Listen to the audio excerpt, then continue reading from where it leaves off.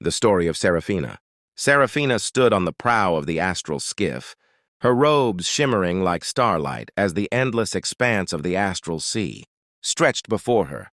Her staff, topped with a crystal that pulsed faintly with arcane energy, was gripped tightly in her hand.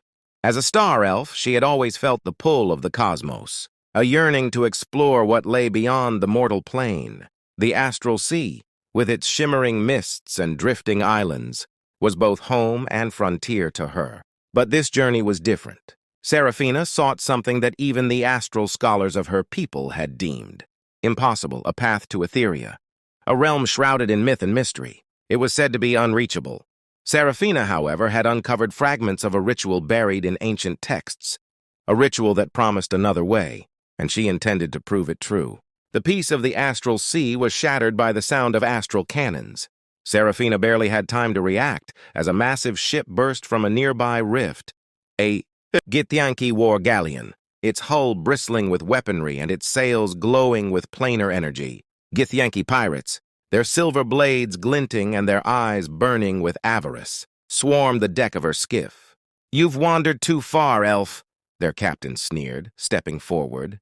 His armor gleamed like liquid mercury, and his blade hummed with psionic energy. "That crystal staff of yours will fetch a fine price." Seraphina's heart raced, but her resolve hardened.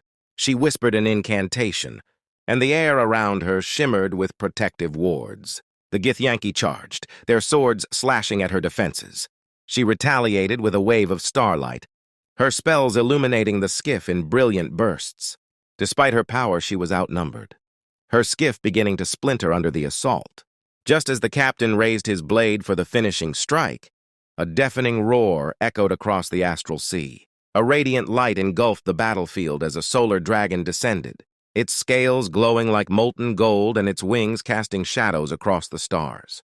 The Githyanki froze, their greed momentarily replaced by awe and fear. The dragon's voice boomed like celestial thunder. "Who dares disturb my dominion?" The Githyanki, unwilling to face such a foe, hastily retreated to their ship and vanished into a rift.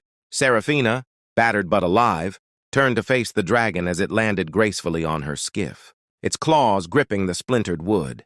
"Thank you," she said, bowing deeply. "You saved my life." The dragon's golden eyes studied her intently. Few venture so deep into the astral sea without purpose. "Why are you here, little elf?" Seraphina hesitated, then met the dragon's gaze. "I seek the impossible, a path to Etheria." The dragon let out a rumbling laugh. "Etheria? Many have sought that realm, and all have failed. What makes you think you will succeed?" "I've uncovered a ritual," she said, holding up her staff. "But I need planar energy, the kind only a celestial being like you can provide." The dragon's expression turned serious. "The energy you ask for is no trifling matter. It could destroy you as easily as it could succeed. What will you offer in return?" Seraphina thought for a moment. "My name, my legacy, let my tale be carried by the stars, so that wherever my people gaze, they'll remember I was brave enough to try." The dragon considered her words, then nodded. "A bold offer, very well. I will grant you my light." With the dragon's radiant energy infused into her staff, Seraphina began the ritual. She stood on a floating island of jagged crystal, the astral sea swirling violently around her.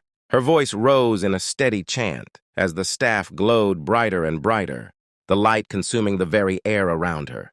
The Githyanki pirates reappeared, drawn by the energy, their ship roaring toward her like a predator sensing weakened prey. "Stop her!"